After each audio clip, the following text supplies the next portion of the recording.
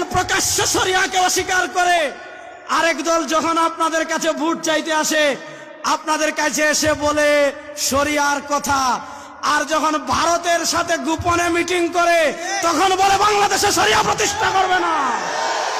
আপনাদের কাছে এসে বলে শরিয়ার কথা, ইসলামের কথা, আর আমেরিকার সাথে গোপনে বৈঠক করে আমেরিকা নাকি তাদের সাথে খাতির করতে চায়।